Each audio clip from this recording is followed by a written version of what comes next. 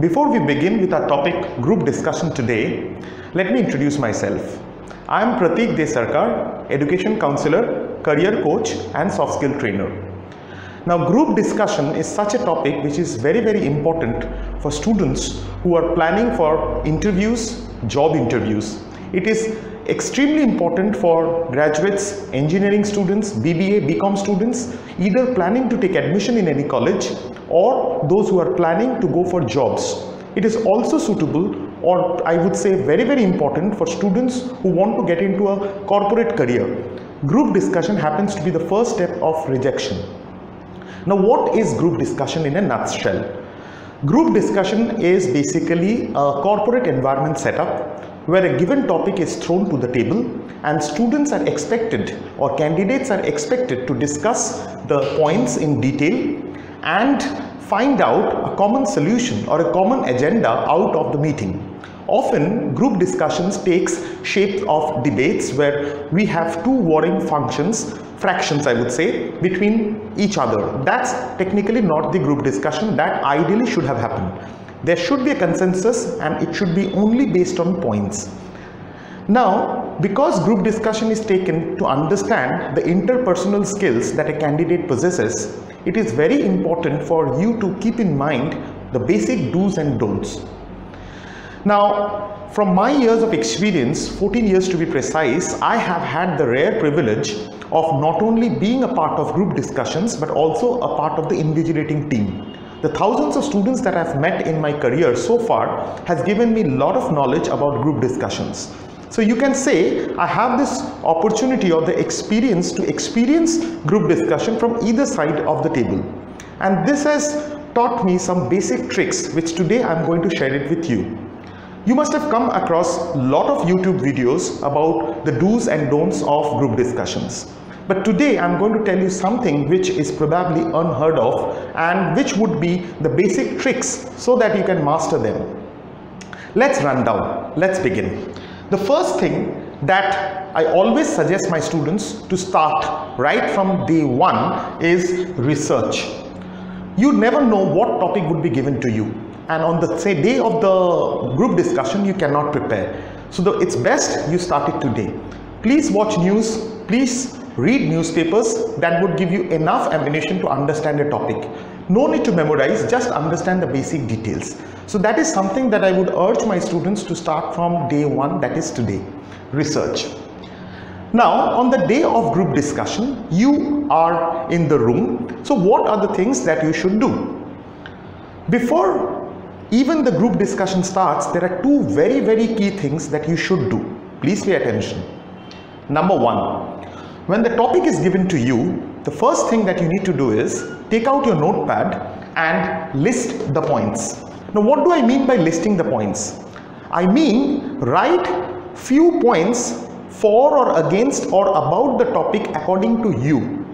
Do not write paragraphs. I repeat, do not write paragraphs. I've often seen students spending a lot of valuable and crucial time penning down pages of information which technically does not solve any purpose. So do not write paragraphs. Write few bullet points, maybe 5, maybe 6, maybe 10, depending upon your confidence on the topic. Second thing that you must do is draw a map of the room. Now this is a table and this is you. I've just marked it. Now people are sitting around you. Please mark them as 1, 2, 3, 4, 5 and 6 and so on and so forth. Why is it important? I'll let you know. You keep this handy with you. When the group discussion starts, now you do not know their names because you're meeting with them for the first time. So what I want you all to do is, whenever this person 1 who is basically sitting left to you is speaking, whatever he is speaking, summarize it into bullet points and write in your sheet here. Okay? Similarly, when the person number 2 is speaking something, you do it, and likewise. Even if someone doesn't speak at all, you may leave it blank. But this will give you a map to understand who has spoken what. So for example, based on your points, number 2, who is diagonally opposite to you, has said some points. You can always say, gentlemen or lady, I really appreciate your point, these, because you have written, you can recapitulate. Otherwise, if you had tried to memorize, you can understand that would have been impossible. You would have forgotten because you are only concentrating on your efforts. It would be very difficult for you to remember what each one of them have said during the course of the group discussion, which can, continue for 15 to 20 minutes. So this serves as a pointer. This will also help you when you are doing the summarizing, if you are doing the summarizing. There is a doubt like, should you start a group discussion or should you let others start the group discussion? I always tell my students that if you are aware of the topic and you are confident enough, it is the best thing to do is to start the group discussion. Why? Because that sets the tone, that sets the ball rolling. The attention of the invigilators, the attention of the group, the limelight is on you, and that is what you want, to stand out of the crowd, because it is just not one group discussion. There could be 5 to 6 such group discussions, and the results can be out of all the 5-6 rounds. So it's better to grab the initiative if you have it. So let's start with starting the group discussion. Once the topic is given and you have listed down the points and you have made a map of the room and you have got an okay of the invigilator to start the group discussion, please start. Start with point number 1, point number 2 in a very, very polite manner. It could be like this: good evening, ladies and gentlemen. Good morning, friends. Likewise, depending on the part of the day you are doing it. And you can say the points 1, 2, 3 maximum. Do not tell all your points at one go. Why? Because then it becomes more of a Me Too show and it also sounds very boring. And you don't give yourself anything to fall back upon at the later course of the debate. You take the initiative to steer the group discussion. So the next important thing is steering the group discussion. By steering the group discussion, what I mean is, you can invite either person number 2 or person number 3, or likewise, that gentleman, why don't you add, what do you have to say on this regard, in a very, very polite manner. You can have a difference of opinion. That's absolutely all right. Please do not get agitated. Please do not take it in a personal manner. All you need to do is, remember, argue, but in a very, very logical manner. We call it in a very, very articulate manner. You can always say, I beg to differ, I would like to add, so on and so forth phrases. Now, there is a common problem that I have observed in students is, there are very few people who would love to start, or they are slow starters. Now, this is where your personality or your interpersonal skills would come into the picture. You have to comfort them. You have to say, it's all right. You can say, yeah, that's great, going. Right, very good. Phrases like this. This shows that you are not only a good speaker, but you are also a very compassionate leader, and that is what is group discussion all about. Can you handle multiple personalities at a time? Remember this. So after letting others to speak, after initiating others to speak, you would find there would be 2 categories of people. One category would be those who would be very, very timid people, slow starters or non-starters. There would be other set of people who would be late beginners or who would be too aggressive to make up for their late beginning.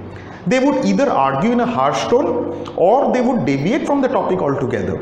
The topic given could be A, and in no point of time we would find that the discussion has shifted to point number B. Now this is where again you need to remember and remind the entire room or the people who are having the group discussion that what is the topic. You could always say phrases like this: gentlemen, I think we are getting wonderful knowledge out of this discussion, but I'm afraid to tell you that we have veered off course. Let's come back to the topic that is given to us. That can be a very polite way of controlling and steering the group discussion. Last, conclusion. Now, often students who are good speakers or who have understood the topic, they would love to conclude it as well. Now, if you do conclude at the first instance, what happens is, it becomes more of your show, your group discussion. It's like more of your branding. Now, though it is the objective, but please do not make it in a very, very overtly fashion. You have started the group discussion, you have steered the group discussion, and now you are concluding the group discussion. That's not technically correct. You should let others with this opportunity as well. So what I suggest my students always is, even if you are very comfortable in concluding the group discussion, please do not try it at the onset. Assuming you have started the group discussion and you have played an active role in steering it as well.